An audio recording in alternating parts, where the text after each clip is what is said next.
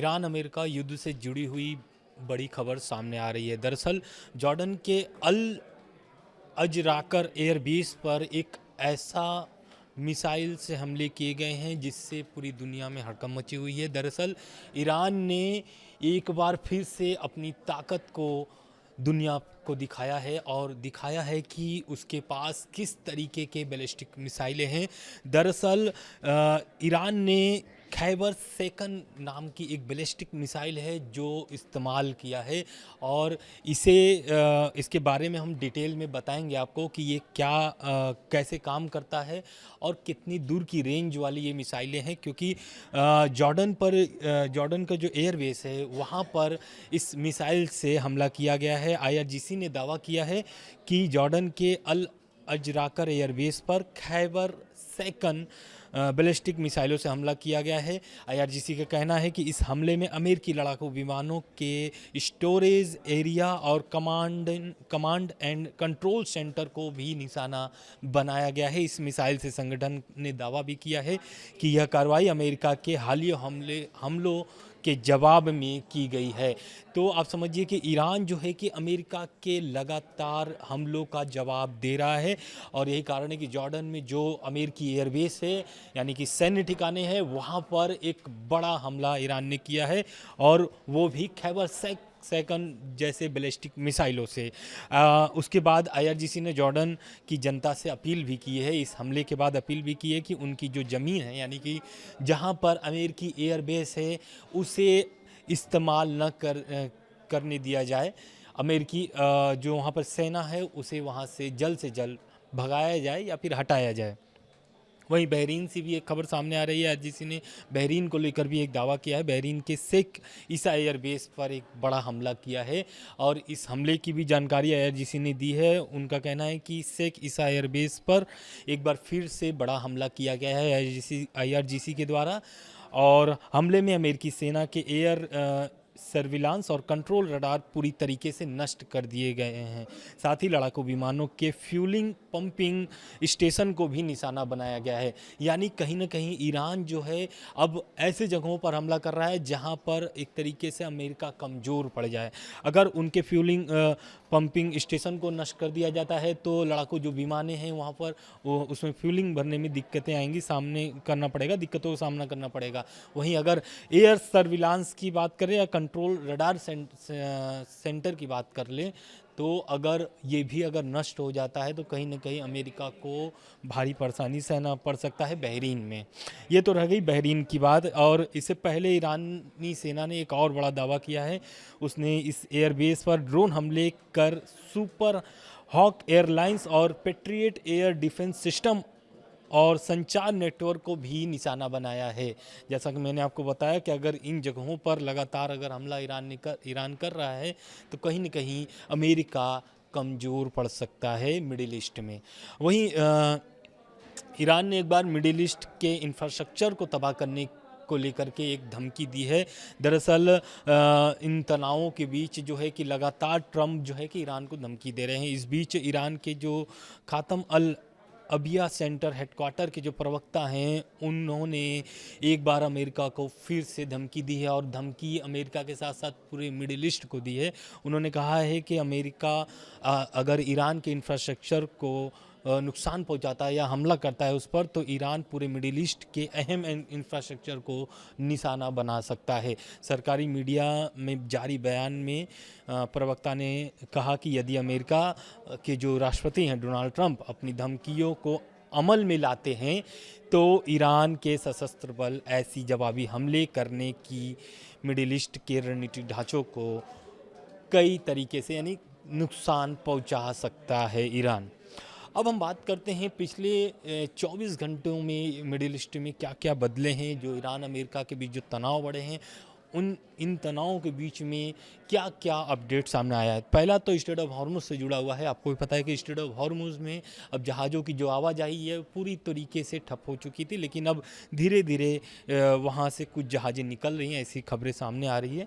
हालांकि जो कंपनियाँ हैं, तेल कंपनियाँ हैं या फिर उनसे जो संबंधित स्ट्रेट ऑफ हॉर्मुज से जुड़े हुए कंपनियां हैं वो अब जहाज़ों को स्ट्रेट ऑफ हॉर्मुज की तरफ नहीं भेजना चाह रहे हैं। ईरानी हमलों के बाद कई शिपिंग कंपनियां स्ट्रेट ऑफ हॉर्मुज से गुजरने के लिए अमेरिका की सुरक्षा लेने से भी बच रही है। वहीं दूसरी अपडेट जो है, अमेरिकी हमलों में 35 ईरानी लोगों की मौत हुई है। ईरान के स्वास्थ्य मंत्रालय ने दावा किया है कि हाल के दिनों में हुए अमेरिकी हवाई हमले में 35 से ज़्यादा लोगों की मौतें हुई हैं। वहीं तीसरी जो अपडेट है, ईरान जंग से के बाद पहली बार अमेरिका जाएंगे नेतन्याहू। बेंजामिन नेतन्याहू जो है कि इस हमले के बाद जो अभी इधर भी जो हमला शुरू हुआ है, आयतुल्लाह अली खामनेई के अंतिम संस्कार के बीच में जो हमले शुरू हुए थे, उस हमले के बाद पहली बार बेंजामिन नेतन्याहू शनिवार को अमेरिका पहुंचेंगे और वहां पर दिव्यांग जो अमेरिकी सीनेट जो हैं लेडेंस गाहम को श्रद्धांजलि देने पहुंचेंगे और हो सकता है कि ट्रंप के साथ उनकी बैठक भी हो। चौथा बड़ा जो अपडेट आ रहा है वो कतर से जुड़ा हुआ है। दरअसल इसके पहले जो सीज़फायर हुआ था तो वो कतर के दोहा में ही बैठ कर के दोनों देशों के बीच बैठक हुई थी और उसमें ही सीज़फायर का फैसला लिया गया था। लेकिन अब सीज़फायर पूरी तरीके से टूट चुकी है और लगातार दोनों देशों से हमले जारी हैं। तो अचानक दरअसल कतर पहुंच रहे हैं ईरान के जो विदेश मंत्री हैं अब्बास अराक्ची कतर पहुंचकर कतर के जो पूर्व अमीर अहमद बिन खलीफा अल थानी हैं उनसे उनके सम्मान में जो आयोजित एक समारोह है उसमें वो हिस्सा लेंगे। दरअसल इनका निधन हो गया था, जो पूर्व अमीर अहमद बिन खलीफा अल थानी थे, उनका निधन हो गया था। उनके निधन के बाद ये सम्मान में आयोजित रखा गया है और इस आयोजन में समारोह में अब्बास आरक्ची शामिल होने जा रहे हैं। वहीं पांचवा जो बड़ा अपडेट है वो भारत से जुड़ा हुआ है और भारत के लिए काफ़ी अहम हो जाता है। दरअसल लापता भारतीय नाविक जो स्ट्रेट ऑफ हॉर्मुज से जुड़ा हुआ ये मामला हुआ है, तो लापता भारतीय नाविक के मौतों की पुष्टि हो चुकी है। ओमान के तट के पास कारोबारी जहाज़ GFS गैलेक्सी पर 12 जुलाई को हुए हमले के बाद लापता एक भारतीय नाविक की मौत की पुष्टि हो गई है। तो ये रह गए 5 बड़े अपडेट्स। उसके बाद हम बात कर लेते हैं, दरअसल एक रिपोर्ट सामने आई है अमेरिका से जुड़ा हुआ ये मामला है। दरअसल ईरान के खिलाफ जो युद्ध शुरू करना गलत फैसला या ज़्यादातर अमेरिकी की राय है। ये दरअसल एक पोल किया गया था, पब्लिक रिएक्शन लिया गया था। द इकोनॉमिक्स पोल के मुताबिक अगर हम बात करें तो 57% अमेरिकी मानते हैं कि ईरान के खिलाफ युद्ध शुरू करने का फैसला गलत था। वहीं सिर्फ 27% जो लोगों ने सिर्फ सही निर्णय बताया है। और सर्वे में ये भी सामने आया है कि 46% जो अमेरिकी नागरिक हैं वो मानते हैं कि यह युद्ध अभी 1 साल या उससे अधिक समय तक चल सकता है। पोल के अनुसार अगर बात करें तो अब केवल 8% लोग मानते हैं कि यह युद्ध 1 महीने के भीतर खत्म हो जाएगा या पहले ही समाप्त हो चुका है। मार्च में यह आंकड़ा 20% था, जो अब घट करके 8% हो चुका है। ये तो रह गई अमेरिका सर्वे की बात कि युद्ध जो चल रहा है ये युद्ध सही है या फिर नहीं सही है। अमेरिकी राय थी, ये अमेरिकी जनता की राय थी। उसके बाद जो है कि अमेरिका भी चुप नहीं बैठा है। ईरान ने भी बहरीन हो गया या फिर जॉर्डन हो गया हमला तो कर रहा है लगातार। इस हमले के जवाब में भी अमेरिका लगातार हमला कर रहा है। 5वें दिन भी अमेरिकी हमले जारी रहे ईरान पर। ईरान के पश्चिमी हमादान प्रांत के देर रात अमेरिकी हमले किए गए हैं। ईरान के सरकारी प्रसारक IRIB के अनुसार अगर हम बात करें तो कबूरा दहांग काउंट में एक स्थान है ईरान में, वहाँ पर निशाना बनाया गया है और यहाँ पर काफ़ी भारी मात्रा में एक तरीके से मिसाइलें ड्रोन हमले हुए हैं। इस हमले से पहले ईरानी मीडिया ने सेमनान शहर में भी हमलों की खबर दी थी। वहीं राजधानी तेहरान में भी संभावित हवाई हमले का खतरा बना हुआ है। एयर डिफेंस सिस्टम सक्रिय कर दिया गया है ईरान की तरफ से। और ये रह गई अब तक की अपडेट। हम थोड़ा जानकारी आपको ये भी दे देते हैं कि जो जॉर्डन पर खैबर सेकंड बैलिस्टिक मिसाइलें दागी गई हैं, उसकी ताकतें क्या हैं, तो उसकी ताकतों के बारे में हम थोड़ा सा जानकारी आपको दे देते हैं कि खैबर सेकंड जो बैलिस्टिक मिसाइल है वो IRGC द्वारा संचालित उन्नत ठोस ईंधन वाली मध्यम दूर की बैलिस्टिक मिसाइलें हैं। फारसी में इसका अर्थ है किला तोड़ने वाला, यानी कि ये सबसे ताकतवर जो है कि मिसाइलों में से एक है ईरान का, और इसे 2022 में पेश किया गया था।